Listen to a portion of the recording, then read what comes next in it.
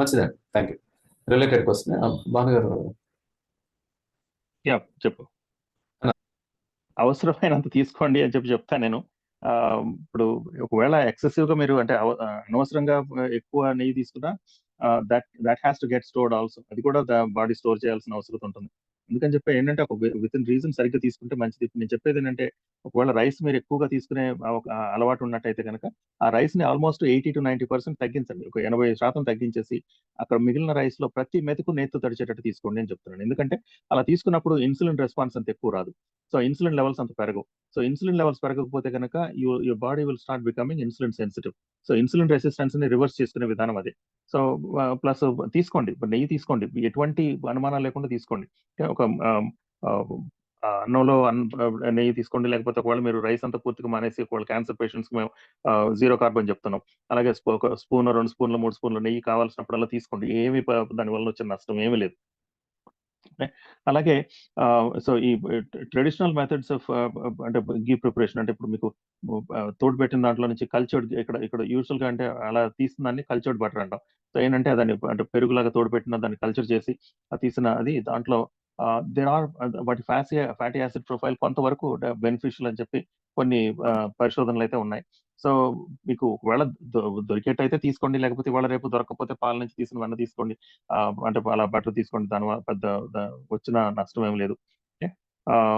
So ఎంత తీసుకోవాలి అనేది ఒక లెక్కలాగా చెప్పడం అనేది సాధ్యం కాదు. మీకు చాలా అందరి బాడీలు డిఫరెంట్, అందరి యాక్టివిటీ లెవెల్స్ డిఫరెంట్. మీకు కావాల్సినంత మీ ఎనర్జీ రిక్వైర్మెంట్ అంటే మీరు ఎక్కువగా తీసుకుంటే ఉంటే కనుక మొత్తం మీ బాడీలో ఉన్న సిగ్నలింగ్ సిస్టమ్ అంటే ఇదంతా కూడా చాలా బాగా పనిచేస్తాయి. మీకు ఆకలి ఎప్పుడు తీరింది, లేకపోతే మీకు అంటే ఈ లెప్టిన్ సిగ్నలింగ్, గ్రెలిన్ సిగ్నలింగ్ ఇవన్నీ సరిగ్గా పనిచేస్తే కనుక మీకు బాడీ సాటిస్ఫై అయ్యేంత వరకు తీసుకోండి. దాంట్లో వచ్చిన నష్టం ఏంటి? ఆవు నెయ్యి మంచిదా, బర్రె నెయ్యి మంచిదా? రెండిట్లోనూ అంటే బెనిఫిషియల్ కాంపౌండ్స్ ఉన్నాయి. గేదె నెయ్యిలో ఉండే దాంట్లో ఉన్నాయి, ఆవు నెయ్యిలో ఉండే దాంట్లో ఉండే. So it doesn't matter. 2 తీసుకోవచ్చు, 2 కలిపి తీసుకోవచ్చు, 2 విడివిడిగా తీసుకోండి. అంటే ఒక ఆల్టర్నేట్ గా వాడచ్చు. ఓకే. సో మిక్స్ చేసైనా ఆల్టర్నేట్ అదొకసారి ఇదొకసారి అట్లా కూడా తీసుకుంటే మంచిది. So right. Okay. So next Prakash K. Madhu P. Doctor Prasuna చెప్పండి. అదే సార్ నేను అడగాల్సిన చెప్పి ఆయన అడిగేశారు. అంటే ప్రోటీన్ కి ఎలాగైతే పర్ కేజీ బాడీ మాస్ కి 2 grams ఉందో అలాగే ఫ్యాట్ కూడా అటువంటి గైడ్ లైన్స్ ఉన్నాయని అడుగుదాం అనుకున్నాను.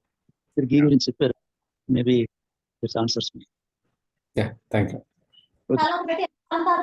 హలో, అడగండి ప్రకాష్ గారు. సార్ నమస్తే అండి. ప్రజలాట్ సార్, ఇప్పుడు నాకు 2 సంవత్సరాల క్రితం ఒక హాస్పిటల్కి వెళ్తే కిడ్నీలో స్టోన్స్ అని చెప్పి వెళ్తే అక్కడ వేరే బ్లడ్ శాంపిల్ దొరుకుతుకుని హెర్పిస్ వైరస్ పాజిటివ్ అని చెప్పి వచ్చిందండి. ఇంకా అది వచ్చిందండి. మీరు ఫస్ట్ టైం జాయిన్ అయ్యారా? అవును సార్. ఓకే. మీరు ఇందాక నెంబర్ అడిగింది మీరేనండి చాట్ లో? అవునండి. 15 days నుంచి యూట్యూబ్ లో చూస్తున్నాను కానీ లింక్ ఎక్కడ దొరకట్లేదండి. లింక్ గురించి కూడా మెసేజ్ పెడుతున్నాను. రైట్. ఇప్పుడు నేను వాట్సాప్ గ్రూప్ లింక్ ఇప్పుడే పోస్ట్ చేస్తాను. మీరు దానిలో జాయిన్ అయ్యి విటమిన్ డి టెస్ట్ ఒకటి చేయించండి. గైడ్ చేద్దాం రండి. ఓకే. ఏమైందంటే నాకు